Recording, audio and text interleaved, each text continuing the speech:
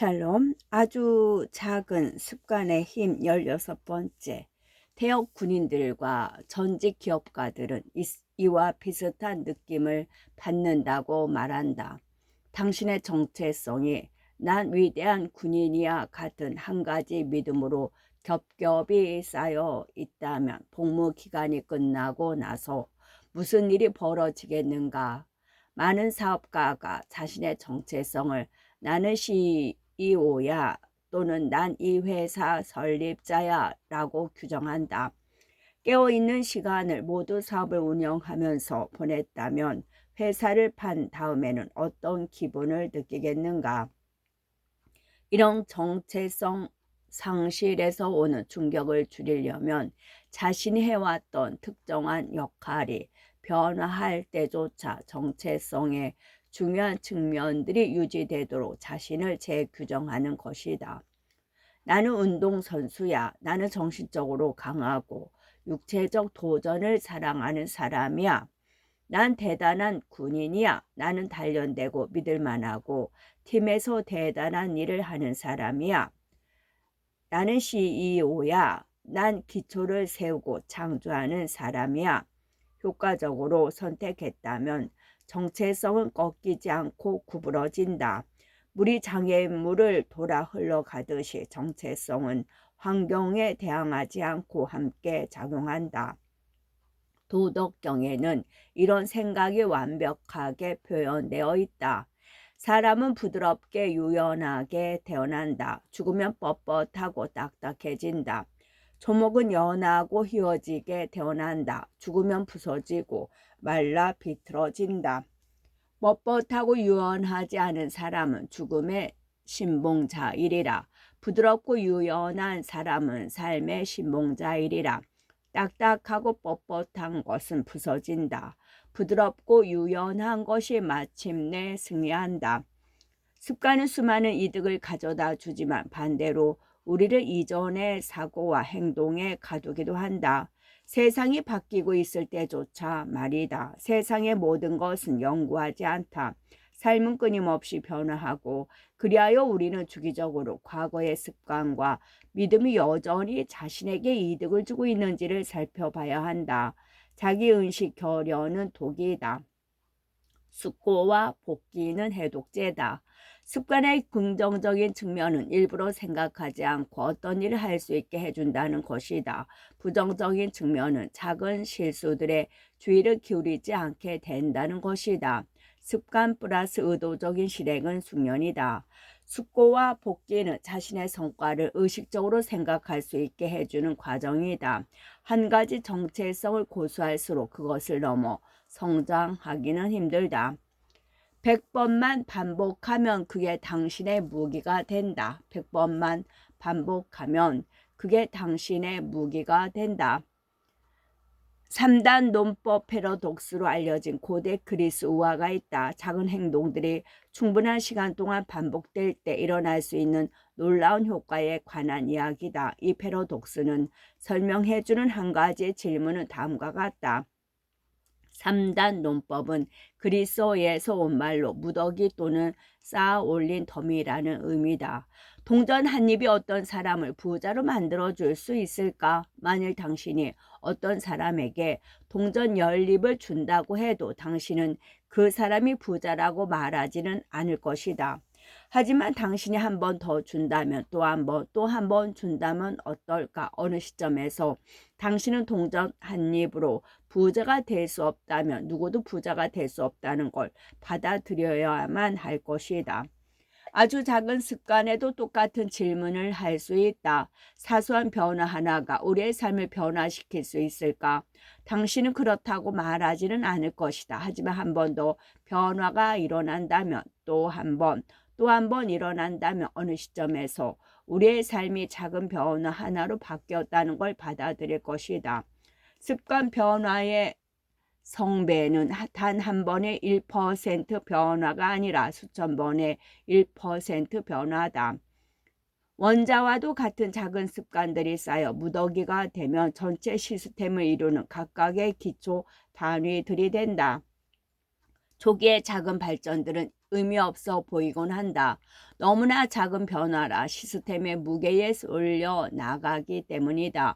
동전 한 입이 우리를 부자로 만들어주지 못하듯이 매일 책 한 장을 읽거나 1분 명상을 하는 등의 사소한 변화 한 가지가 주목할 만한 차이를 가져오지는 않는다.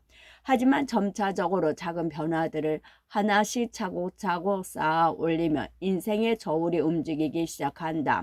각각의 성공들을 저울의 긍정적인 접시에 모래알 하나를 더하는 것과 같지만 서서히 우리에게 좋은 방향으로 기울기 시작한다. 그리고 그 일을 계속해 나아가다 마침내 티핑 포인트를 맞이한다. 갑자기 좋은 습관을 꾸준히 하는 게 쉽게 느껴지는 것이다. 시스템의 무게가 우리를 압박하는 게 아니라 우리를 위해 움직이기 시작한다. 앞서 위대한 성과를 낸 사람들에 대한 수십 가지의 이야기를 살펴봤다. 작은 습관의 과학을 이용해 기술을 숙련하고 자기 분야에서 최고의 자리에 오른 올림픽 금메달리스트, 상을 받은 예술가들, 비즈니스 리더, 구조대 의사, 스타 코미디언의 이야기를 봤다. 우리가 다른 개인, 팀, 회사들은 모두 어려운 상황에 직면했지만 궁극적으로 이와 같은 방식, 즉 아주 작지만 꾸준하고 끊임없는 향상을 이룸으로써 진일보했다. 성공은 도달해야 할 목표나 결승점이 아니다. 발전하기 위한 시스템이고 개선을 위한 끝없는 과정이다. 이미 말했듯이 습관을 바꾸는데 어려움을 겪고 있다면 문제는 당신이 아니다. 문제는 당신의 시스템이다. 나쁜 습관들을 계속 반복되는데 이는 당신이 변화하길 원치 않아서가 아니라 잘못된 시스템을 가지고 있기 때문이다. 이 책을 덮으면서 나는 그 반대가 진실이길 바란다. 행동 변화의 4가지 법칙으로 우리는 더 나은 시스템을 구축하고 좋은 습관을 형성하기 위해 이용할 수 있는 도구와 전략들을 갖출 수 있다. 때때로 습관을 기억해내기 어렵다면 분명하게 만들 필요가 있다. 시작할 기분이 들지 않는다면 매력적으로 만들 필요가 있다. 어떤 습관이 지나치게 어려운 것이라면 하기 쉽게 만들 필요가 있다. 그 습관을 꾸준히 할 기분이 들지 않는다면 만족스럽게 만들 필요가 있다. 이것은 꾸준한 과정이다. 결승선은 없다. 영원히 통하는 해결책이 없다. 발전할 방법을 찾고 있다면 다음번 정체기가 올 때까지 네 가지 행동 변화 법칙을 교대로 반복하라. 분명하게 만들어라. 매력적으로 만들어라. 하기 쉽게 만들어라. 만족스럽게 만들어라. 한 회 한 회 반복한다. 늘 1%더 나아지기 위해 다음 방법을 찾아라. 행동이 효율적이다. 분명하게 보인다. 행동이 어렵다는 눈에 띄지 않는다. 행동이 효율적이다는 분명하게 보인다. 매력적이다. 쉽다. 만족스럽다. 행동이 어렵다는 눈에 띄지 않는다. 매력적이지 않다. 어렵다. 불만족스럽다.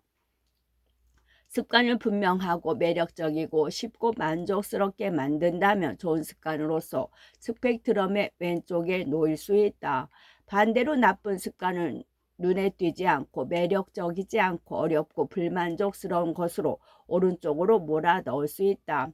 결과를 지속시키는 비결은 발전을 멈추지 않는 것이다. 일하는 것을 멈추지 않는다면 성과를 낼 수 있다. 운동을 그만두지 않는다면 건강을 얻을 것이다. 배움을 그만두지 않는다면 지식을 얻을 것이다. 저축을 멈추지 않는다면 부를 쌓을 것이다. 배려를 멈추지 않는다면 우정을 얻을 것이다. 작은 습관들을 더하기가 아니다. 그것들은 복리로 불어난다. 이것이 아주 작은 습관의 힘이다. 변화는 미미하다. 하지만 결과는 항상 그 이상이다. 사람들의 행동에 관한 18가지 진실. 사람들의 행동에 관한 18가지 진실. 이 책에서 나는 인간 행동에 관한 4가지 모델을 소개했다. 신호, 열망, 반응, 보상이 그것이다. 이 모델은 우리에게 새로운 습관을 만드는 방법을 가르쳐 줄 뿐만이 아니라 행동에 관한 흥미로운 시각을 알려준다. 문제 단계 해결 방법, 신호, 열망, 반응, 보상. 이 장에서 나는 이 모델을 확인할 수 있는 몇 가지 교훈들 더불어 몇 가지 상식을 엮어놨다. 이 예시들의 목적은 사람들의 행동을 묘사하는데 이 모델이 얼마나 유용하고 포괄적인지 분명히 하는 것이다. 이 모델을 이해하고 나면 어디서든 그 사례를 발견할 것이다. 인식은 욕구에 앞서 일어난다. 열망은 우리가 어떤 신호에 의미를 부여할 때 만들어진다. 우리 뇌는 현재 상황을 묘사하기 위해 감정이나 느낌을 구성하는데 이 말은 기회를 알아챈 후에야 열망이 일어날 수 있다는 의미다. 행복은 단지 욕망이 없는 상태다. 신호를 관찰했지만 자신의 상태를 변화시키고 싶은 열망이 없다면 현재 상황에 만족하고 있는 것이다. 행복은 즐거움, 기쁨이나 만족을 획득하는 하는 일에 관한 것이 아니라 욕망이 없는 상태에 관한 것이다. 이는 다르게 느껴야 한다는 충동이 없을 때 일어난다. 행복은 더 이상 자신의 상태를 변화시키고 싶지 않은 순간으로 진입한 상태다. 하지만 행복은 일시적인 것이다. 늘 새로운 열망이 뒤따르기 때문이다. 테드 버드리스의 말만 따라 행복은 한 가지 욕망이 충족된 상태와 새로운 욕망이 형성되는 상태, 그 중간에 존재한다. 이와 마찬가지로 고통은 상태를 변화시키자 하는 열망과 그것을 얻는 것 사이에 존재한다. 우리는 즐거움에 관한 개념을 쫓는다. 각자 마음속에서 만들어낸 즐거움에 관한 이미지는 모두 다르다. 행동 시점에서 우리는 그 이미지를 얻을지 알지 못한다. 심지어 우리가 만족할지 여부조차 모른다. 만족감은 그 다음에 온다.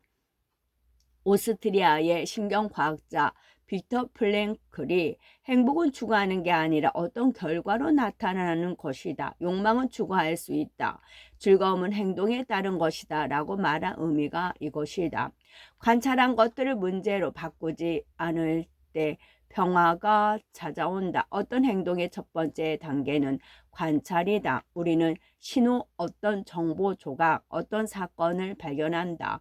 관찰한 것에 대해 어떤 행동을 하고자 하는 욕구가 일어나지 않는다면 우리는 평화롭게 존재한다.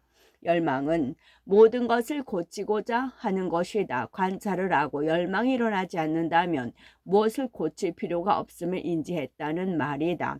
우리의 욕구는 걷잡을 수 없이 달려가지 않으며 우리는 상태가 변화하기를 열망하지 않는다. 우리의 마음은 해결해야 할 문제들을 생성하지 않으며 우리는 단순히 관찰하고 존재한다.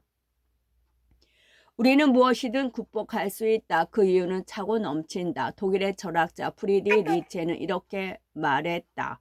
살아가야 할 이유가 있는 사람은 대개 어떤 것이든 견뎌낼 수 있다. 이 말에는 인간 행동에 관한 중요한 진실이 담겨 있다. 동기와 열망이 충분히 엄청난다면, 그러니까 왜 행동하고 있는지 안다면 우리는 무척 어렵다 해도 행동할 것이다. 어마어마한 열망은 크나큰 행동의 원동력이 된다. 그 일을 하면 마찰이 크다 해도 말이다. 호기심이 있는 것이 똑똑한 것보다 낫다. 동기와 호기심이 있는 게 똑똑한 것보다 중요하다. 그것이 행동을 이끌기 때문이다. 똑똑함은 그 자체로 결과를 가져오는 법이 없으며 행동을 방해한다. 행동을 촉구하는 것은 욕망이지 똑똑함이 아니다. 스타트업 투자자 나발 라비칸트 말처럼 뭔가를 하기 위한 트릭의 첫 단계는 그것에 대한 열망을 배양하는 것이다. 감정은 행동을 몰아간다.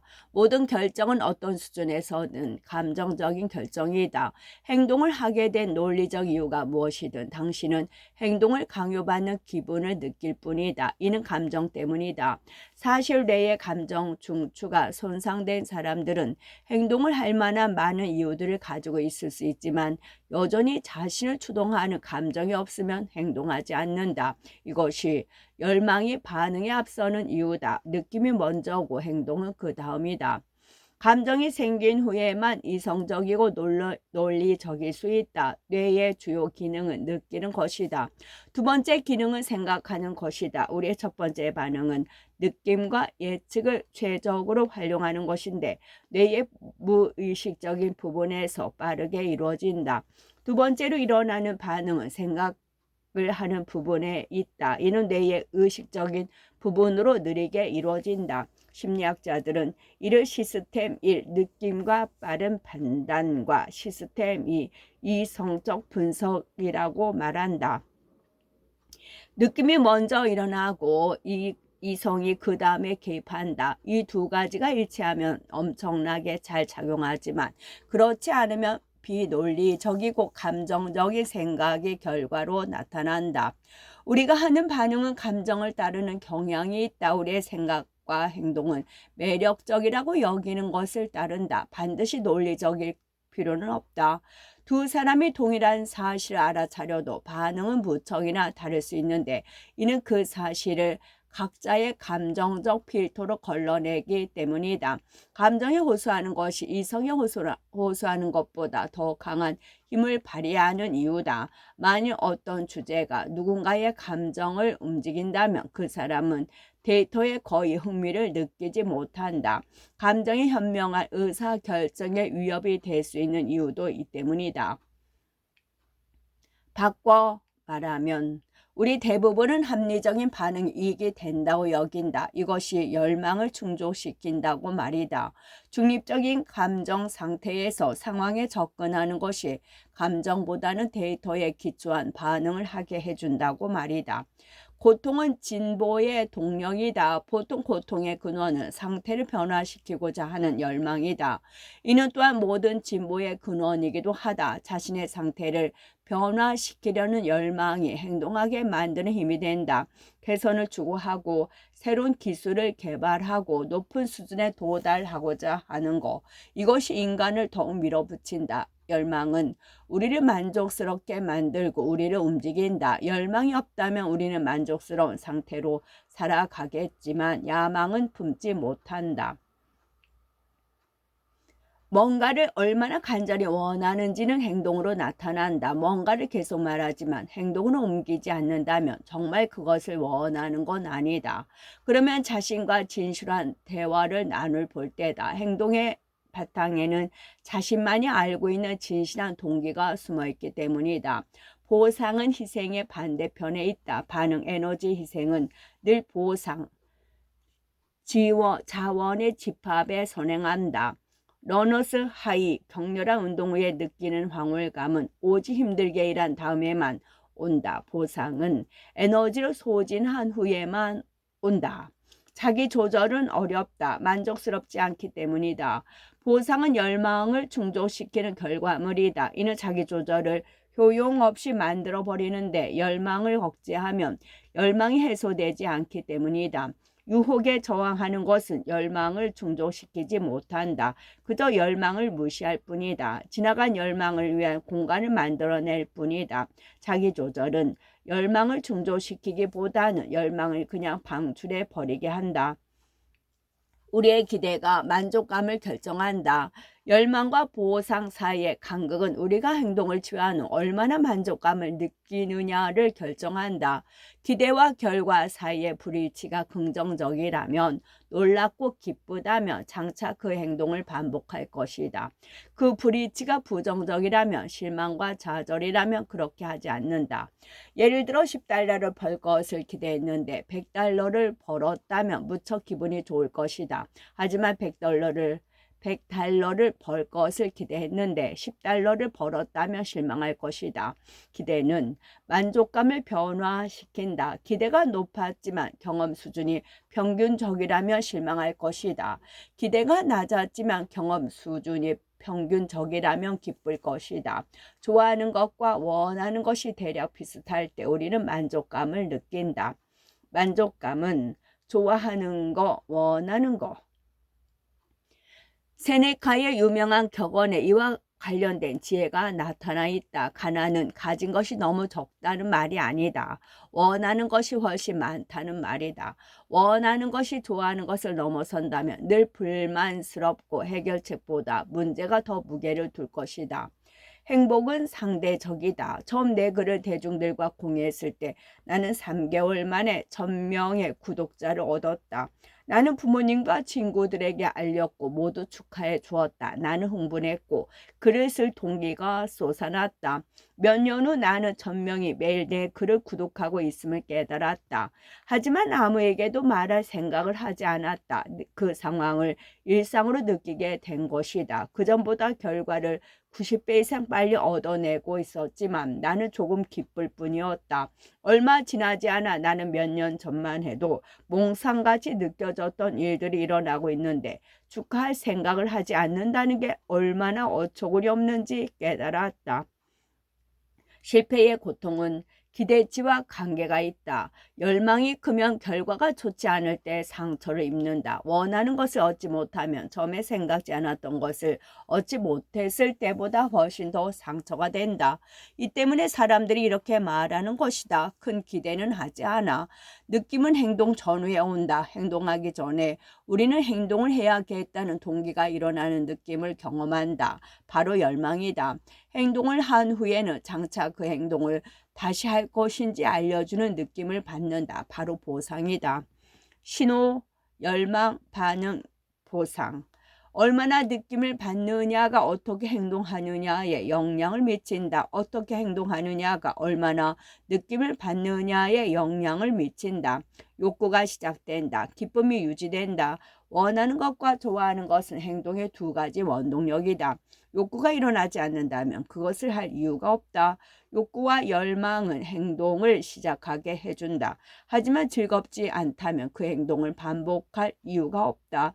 기쁨과 만족감은 행동을 유지하게 해준다. 느낌은 우리가 행동하도록 동기를 유발한다. 성공했다는 느낌은 우리가 그 행동을 반복하게 만들어준다.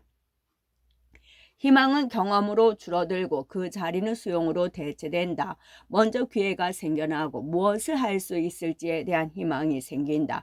우리의 기대 열망은 오직 약속에 근거한다. 그 다음으로 기대에는 현실에 기반을 둔다. 우리는 과정이 어떻게 일어나는지 이해하고 점차적으로 희망 대신 더 적절하고 가능한 결과들을 예상하고 수용하게 된다. 이것이 우리가 지속적으로 벼락 부자가 되는 법이나 마법의 체중 감량 프로그램 같은 것에 혹하는 이유다. 새로운 계획은 희망을 제공한다. 우리가 스스로에게 기대했던 어떤 경험도 하지 못했기 때문이다.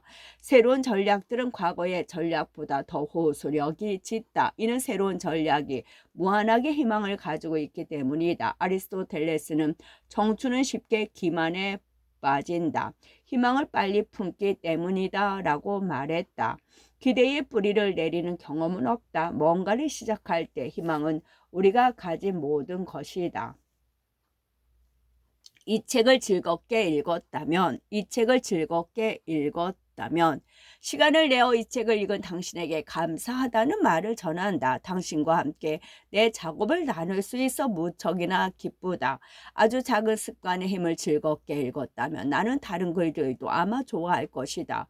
내 최근 글들은 무료로 제공되는 주간 뉴스레터로 발행되고 있다. 이것을 구독하면 내 최신간이나 최근 프로젝트에 관한 소식을 가장 먼저 접할 수 있다. 그리고 나는 매년 내가 좋아하는 다양한 주제의 책들에 대한 독서 목록을 발송하고 있다. 구독하고 싶다면. 아주 작은 습관을 비즈니스에 적용하는 법은 수년간 나는 포춘 신선정 500대 회사와 성장하는 스타트업 회사들에게 효율적인 운영과 생산성 향상을 위해 작은 습관의 과학을 어떻게 적용할지에 대해 강연했다. 그중 가장 실용적인 전략들은 짧은 보너스 챕터로 엮어놨다. 그 내용은 아주 작은 습관의 힘에서 언급했던 주요 아이디어들과 함께 엄청나게 유용하다는 걸 곧 알게 될 것이다. 아주 작은 습관을 교육에 적용하는 법은 내가 독자들에게 가장 많이 들었던 질문 중 하나가 우리 애들에게 어떻게 이걸 하게 할 수 있을까요? 였다. 아주 작은 습관의 힘의 아이디어들은 모든 인간 행동에 광범위하게 적용할 수 있도록 고안됐다. 아이들을 키우고 교육하는 일 역시 수많은 힘든 일들에 직면하게 된다. 이 책의 아이디어들을 교육에 적용한다. 끝.